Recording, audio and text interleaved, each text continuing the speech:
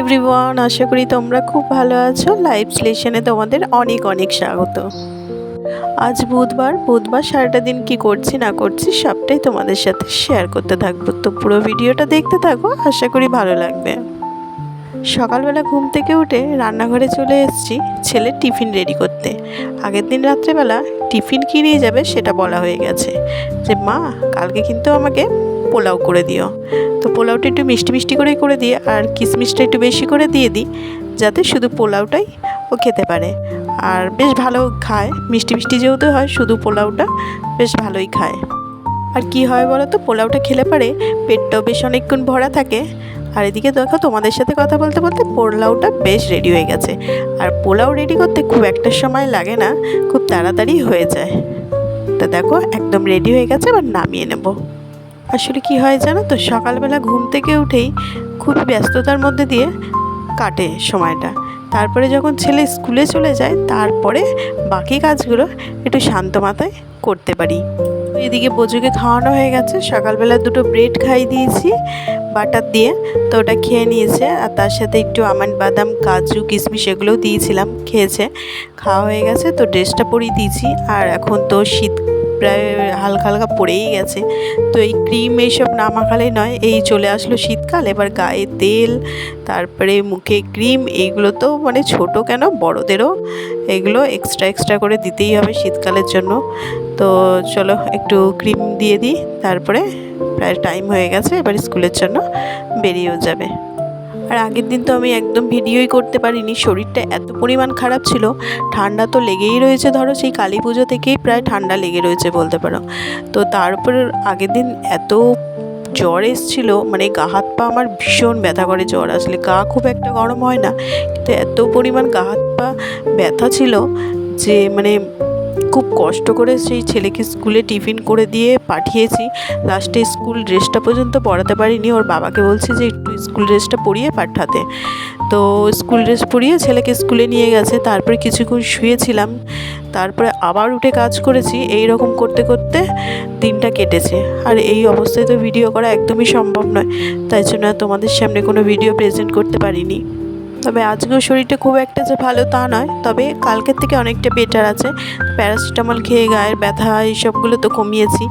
তো চলো সকাল হয়েছে, তো কাজবাজগুলো স্টার্ট করতে হবে। ভাবলাম যে আগের দিন ভিডিও দিতে পারিনি, তো আবার আজকে মিস যাবে, তাই জন্য সকালবেলা উঠে প্রতিদিনের মতো ভিডিওটাকে আবার অনও করলাম।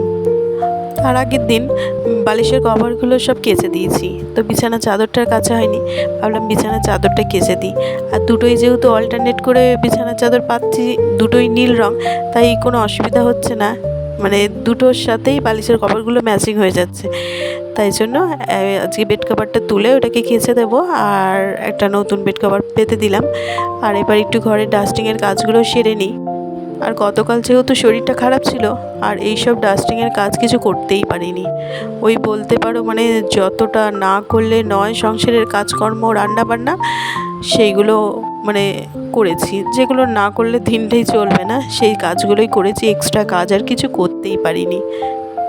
তো ওদিকে মনস্ত ছেলেকে স্কুল দিতে চলে গেছে, দেখি তারপরে এসে আবার বাজারে যাবে, কি বাজার করে নিয়ে আসে দেখি। আর এদিকে সকালবেলা বললো যে আজকে চিড়ে দই এসবই খেয়ে নেবে, তো ওইসবই মাখিয়ে দেব। আর হচ্ছে তারপরে তো দুপুরবেলার বাজার যা আসবে সেই অনুযায়ী রান্নাবান্না এইসব করতে হবে। আসলে শরীর খারাপ থাকুক আর যাই থাকুক, একের সময় ভাবি যে দেখো মেয়েদের জীবনের কি পরিবর্তন। যখন বিয়ের আগে শরীর খারাপ থাকলে সব কিছু করলে পারে মা বাবার কাছে রেস্ট নেওয়া যেত, আর শ্বশুরবাড়িতে সংসার করতে যখন স্টার্ট করি তখন আর রেস্ট বলে কোনো জিনিসই হয় না। সেইভাবে শরীর খারাপ থাকুক যাই থাকুক মনে হবে যেন আমি পড়ে থাকলে পারে কাজবাজগুলো, আমার যে কাজগুলো সেগুলো সবই পড়ে থাকবে। তাই জন্য ওই কিছুটা বিশ্রাম নিই, একটুখানি রেস্ট নিই, তারপরে আবার উঠে একটু যখন শরীরটা ভালো লাগে উঠে গিয়ে আবার কাজবাজ করতে শুরু করে দিই। এই করতে করতেই দিনটা কেটে যায় কীভাবে। সব রেস্ট মেয়েদের বাপের বাড়িতেই ফেলে আসতে হয়, তখন শরীর খারাপ থাকুক যাই থাকুক সব কিছুর ছাড় আছে। কিন্তু শ্বশুরবাড়িতে এসে সংসার করা স্টার্ট করলে পরে সেসবের আর কোনো ছাড় নেই। সে তোমার শরীর খারাপ থাকলেও তোমাকে তোমার কাজগুলো ঠিক করেই ফেলতে হবে। তো সেই রকম করেই নিচ্ছি কাজগুলো।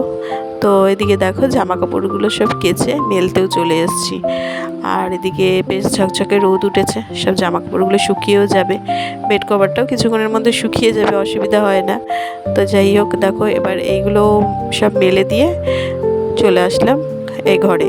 এই ঘরটাকে একটু পরিষ্কার করে নিই, নয়তো বিছানার চাদর এইসব সব তো একদম এলোমেলো হয়ে রয়েছে, দেখতেও খারাপ লাগছে। তাই একেবারে পরিষ্কার করে প্রতিদিন এগুলো পরিষ্কার করে একেবারে ওপর মানে নিচে নামি ওপরের ঘর থেকে। তো এখন বিছানাটা পরিষ্কার করে ঘরটা ঝাড় দিয়ে সব কিছু মুছে নেবো একটু, যেহেতু আগের দিন কোনো রকম মোছামুছি এইসব ডাস্টিংয়ের কাজগুলো কিছু হয়ইনি, মানে নিচের ঘরও যেমন হয়নি ওপরের ঘরও হয়নি। তো ওপরের ঘরটা বেসিক্যালি প্রতিদিন মোছামুছি হয় না, তাও ভাবছি আজকে যেহেতু নিচের ঘরটাও পরিষ্কার করেছি, একটু উপরের ঘরটাও একটু খাট তারপরে বেডসাইড টেবিল এগুলো মুছে ফেলি। হালকা হালকা একটু দেখছি নোংরাও পড়েছে, তো শরীরটা যখন একটু ভালো লাগছে তো আজকে এই কাজগুলো করেই ফেলি।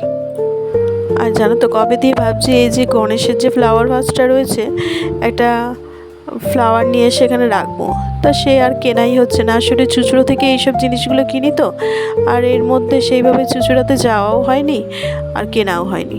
আর চলো দুপুরে রান্নাবান্না করে একেবারে তোমাদের কাছে ফিরলাম আবার। রান্না সব কিছু কমপ্লিট হয়ে গেছে। এখানে লাউ ঘন্ট করেছি, বড়ি দিয়ে একটা লাউ ঘন্ট রয়েছে, এটা হচ্ছে মনোজ খাবে, আর চিংড়ি মাছটা দিয়ে আমরা খাবো। ও সবসময় চিংড়ি মাছ সব কিছুতে দেওয়াটা একদম পছন্দ করে না। আর এদিকে কাজলি মাছ এনেছিল আজকে বাজার থেকে, তো কাজলি মাছ করেছি, ব্যাস এই হচ্ছে আজকে লাঞ্চ।